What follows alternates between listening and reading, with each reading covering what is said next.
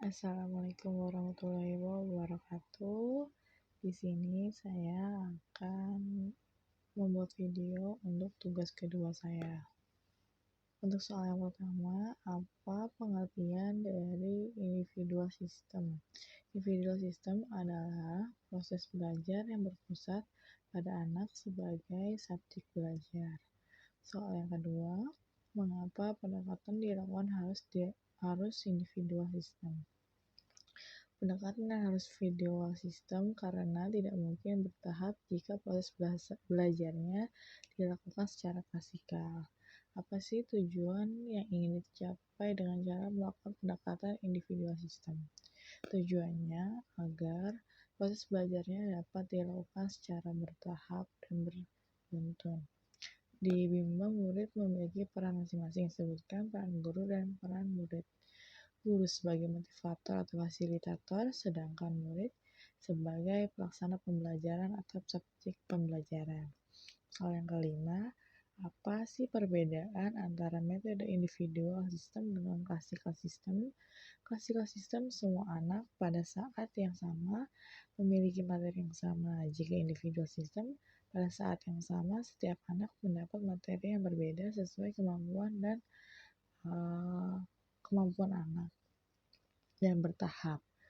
Yang keenam, bagaimana cara yang dilakukan motivator agar dapat melakukan pendekatan secara individual system? Yang pertama, motivator harus mempelajari dan mengenal karakter setiap dari anak didiknya. Yang kedua, motivator harus mencari tahu kesukaan setiap anak didiknya. Yang ketiga, satu langkah di depan anak agar melakukan antisipasi, jangan minta dimengerti oleh anak. Yang keempat, berikan reward kecil atau penghargaan, lakukan dan evaluasi efektif setiap saat. Yang ketujuh, apa dampak yang akan terjadi bila pendekatan dilakukan secara individual system? Dampak yang akan terjadi, anak akan benar-benar diperhatikan sesuai kebutuhannya karena mereka diperhatikan sesuai tahap-tahapan kemampuan dari anak-anak didiknya. Yang kedelapan, apa dampak yang akan terjadi bila pendekatan dilakukan secara classical system? Dampak yang akan terjadi adalah kebutuhan anak dipandang sama rata dan tidak secara individu. Berikutnya yaitu tugas bagian kedua. Tugas bagian kedua ini untuk soal yang pertama, apa sih pengertian dari variation skill? Variation skill ini bisa dilihat dari variation, berarti bervariasi, kemampuan yang bervariasi. Yang artinya kemampuan yang harus dimiliki setiap motivator dalam memvariasikan antara aspek belajar dan kegiatan belajar yang meliputi aspek efektif, kognitif, dan psikomotorik. Untuk soal yang kedua, mengapa kegiatan belajar harus divariasikan? Kegiatan belajar harus divariasikan supaya anak ini tidak merasa bosan dan semakin tertarik dan bersemangat serta antusias dalam kegiatan bermain dan belajar. Untuk soal yang ketiga, apa tujuan yang ingin dicapai dengan memvariasikan kegiatan dalam belajar? Tujuannya supaya karena dilihat dari kemampuan anak ini kan berbeda-beda dan rentang konsentrasinya juga masih anak-anak tuh pendek dan mudah teralihkan dengan cepat bosan pada suatu kegiatan, dan variasi belajar ini sangat dibutuhkan dalam hal tersebut. Untuk nomor 4, sebutkan 3 aspek belajar. Aspek yang pertama kemampuan afektif, yang kedua kemampuan kognitif, dan yang ketiga kemampuan aspek psikomotorik. Itu soal yang kelima, kegiatan apa yang termasuk kognitif? Kegiatan dan kerja otak atau kecerdasan yang melibatkan kecerdasan. Nomor 6, kegiatan apa yang termasuk aspek afektif? Kegiatan yang berkaitan dengan hati dan perasaan berupa suka atau ketidaksukaan mereka.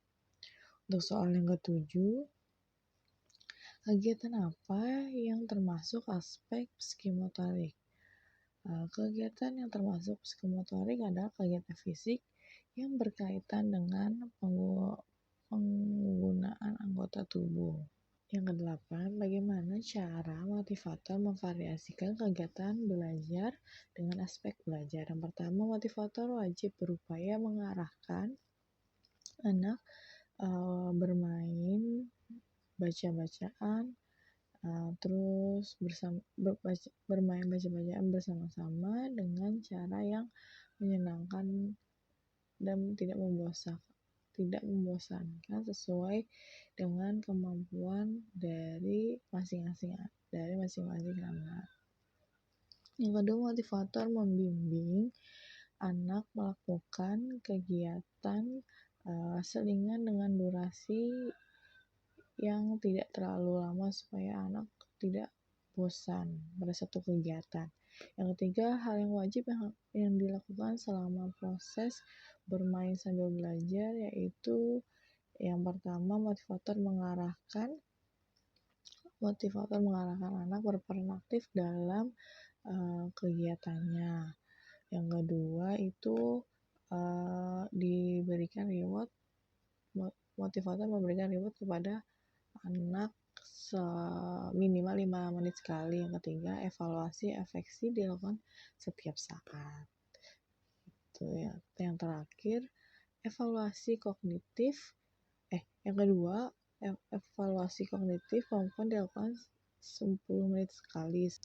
Berikutnya, pada pertemuan kedua, bagian ketiga. Untuk soal yang pertama, yaitu apa yang dimaksud dengan the law of effect atau hukum akibat. The law of effect adalah ketika kita melakukan suatu kegiatan yang menyenangkan, maka akibatnya akan diulang. Seperti contoh, ketika kita menyukai sesuatu kegiatan, pasti kegiatan tersebut akan diulang-ulang. Seperti motivator membimbing anaknya dengan cara yang menyenangkan, maka anak-anak akan senang mengulang kembali kegiatan bermain sambil belajarnya. Gitu. Untuk soal yang kedua, itu ada apa yang dimaksud dengan the law of exercise atau hukum latihan. Latihan yaitu ketika suatu kegiatan yang terus diulang-ulang, maka akan berdampak mampu. Contohnya nih, ketika kita suka memasak dan kesukaan tersebut dilakukan secara berulang-ulang, maka yang sebelumnya kita memasak menggunakan resep, melihat resep, ketika kita melakukan masak tersebut secara berulang-ulang, maka kita menghafal urutan-urutan dan bahan-bahan apa yang kita butuhkan. Begitu pula dengan latihan tersebut. Gitu. Untuk soal yang ketiga, apa sih yang dimaksud dengan the law of readiness atau hukum kesiapan? The law of readiness adalah ketika seorang semakin mampu, maka semakin siap juga dan semakin terampil dalam prosesnya pun akan semakin menyenangkan. Dampaknya akan menumbuhkan minat dalam belajarnya. Terima kasih. Wassalamualaikum warahmatullahi wabarakatuh.